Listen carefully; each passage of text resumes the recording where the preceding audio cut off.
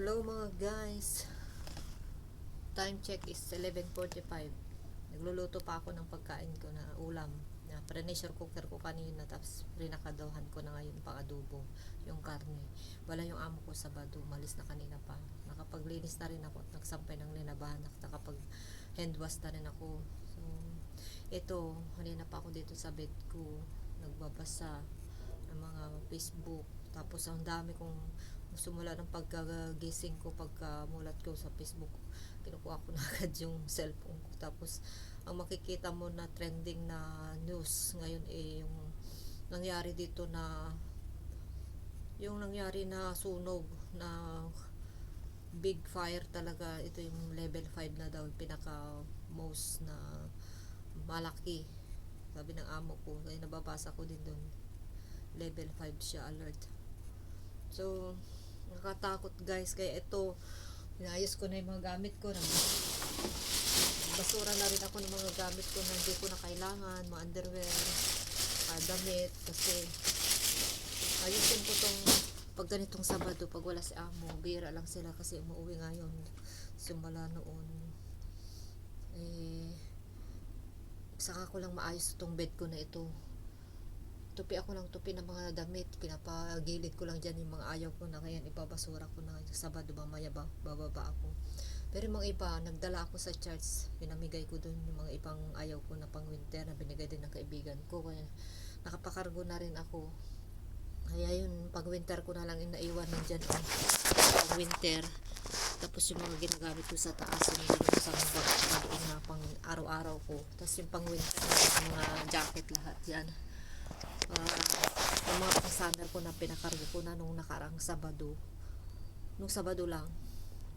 Sabado ngayon ulit.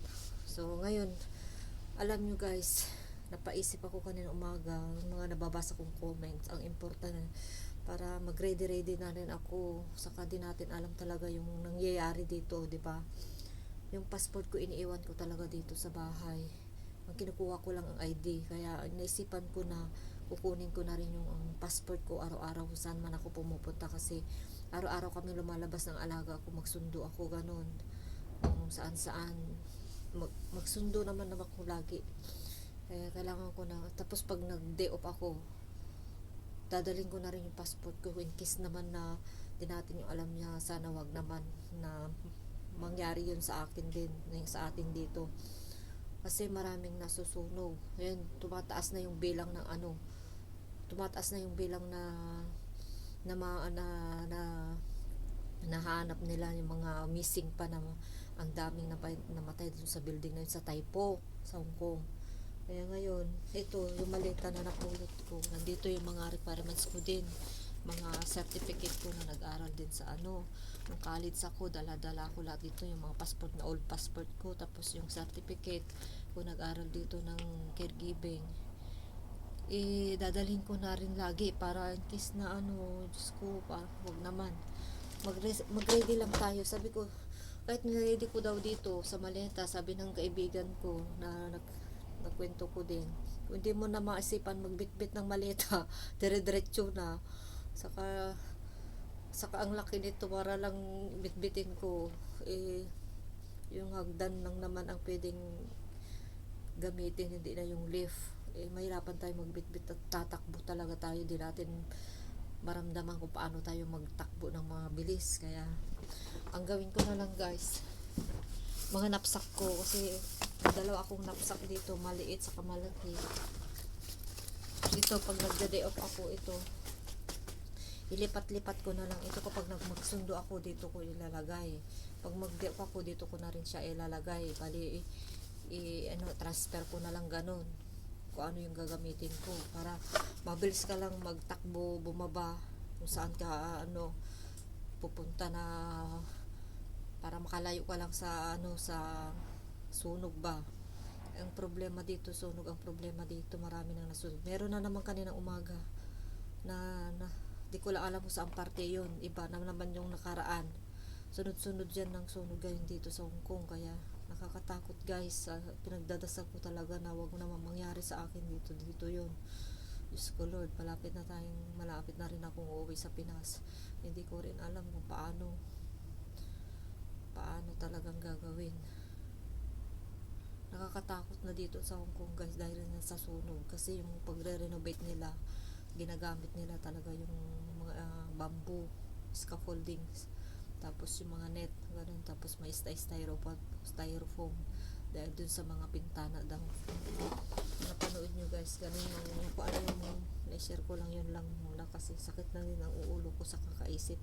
Parang nagfla-flash yung mga nangyayari sa akin, yung mga nababasa ko na papanood ko, parang ako din nadadama yung sa emotion ko ba, tapos sumasakit na yung ulo ko sa kakaisip din. Parang nafe-feel ko talaga yung mga mga nasunog, namatay, mga iba-ibang lahi pa. Marami nung una, mga Indonesian daw, maraming katulong din sa Indonesia na nag-aalaga sa mga matatanda, kaya parang takot na din ako minsan mag-apply ng caregiving. Paano kung mag-alaga ako ng ng matanda, tapos maya madusurog ko, hindi mo basta-basta iwanan yung alaga mo.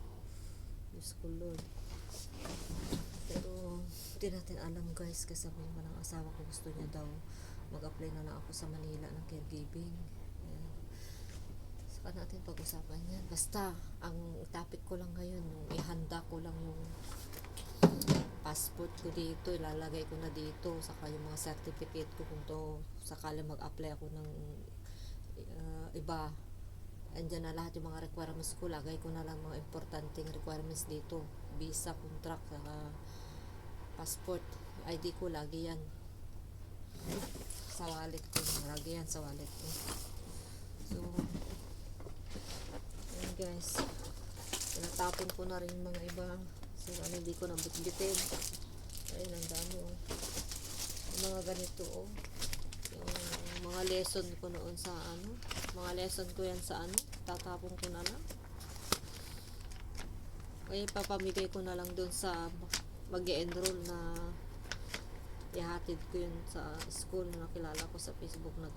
Kasi nag-comment din ako doon sa mga pinopost ng school namin. Kaya doon sabi nila, pwede daw tulungan ko siya mag-enroll ko saan daw yun. Ihatid ko siya, tapos galing ko na lang to.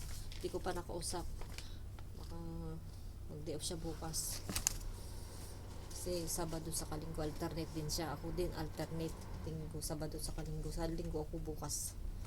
Nakalimutan ko na naman siya i-message. Dapat dalhin ko siya sa school. Para ibigay ko na lang yan. Message ko sa kanya para makapag-review siya. So, bye-bye na guys. Gusto ko lang mag-upload ng kahit konti lang. Naalarm ako doon sa nangyayari dito sa Hong Kong. Mga kamag-anak ko sa Pinas, nangangamusta na sila agad noon. Yung Miyerkules, Huwebes na kinabukasan, kasi Miyerkules nangyari yon.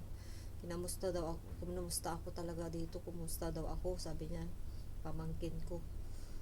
Bira lang yun mag-visit yun, kasi busy sa trabaho niya, diba?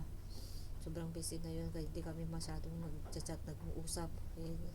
Nagulat lang ako bakit nag-message siya. Sabi ko, sobrang busy nung hindi mo expect na buti na naisipan niya kung pinamusta talaga ako, kasi tumira ako dun sa bahay nila bago ako umalis papunta dito.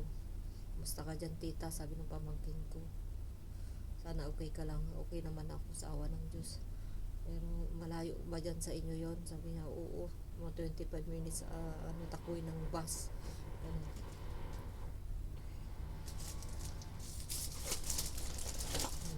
Chaptics pa ako dito. Ilagay ko doon para ma-package na rin, kasi gusto ko ma-package ulit bago uwi, kasi hindi ko yung tumabitbit lahat ng gamit ko. Yung important na may konti lang na gamit, okay na rin sa akin. Tapon-tapon na rin ako mga hindi ko masyadong gustong gamitin. So bye bye na guys, 9:34 minutes na. So payamin ko lang 10 minutes. Ito, tapon ko na rin itong notebook ko na to, yung mga recipe ko to, recipe sa pagluluto. Marami naman napapanood dyan sa sa YouTube. Ito.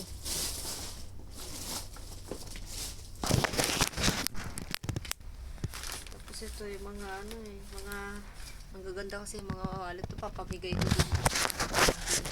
Mag-ano. Ayan na guys. Bag. Isa pa sa ano, apo ko. Cute niya oh. Hindi ko man lang naipadala kasi nakatago. Cargo. Bye-bye na guys. Kapag-ayos ako. Naggamit yung ulo pa yung bed ko oh.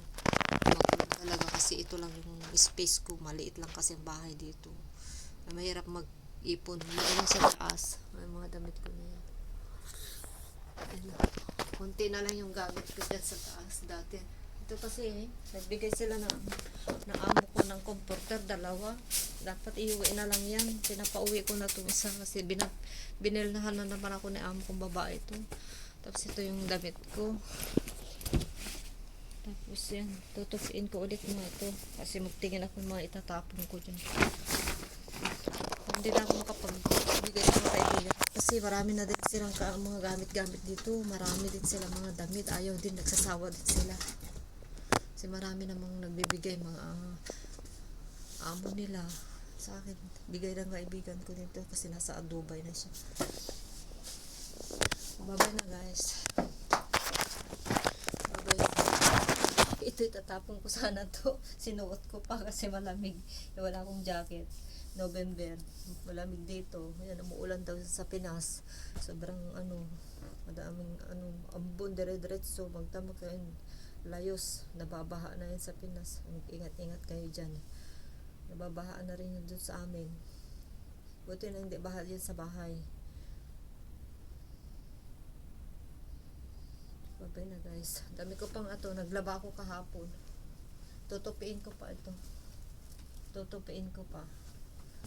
Bye na.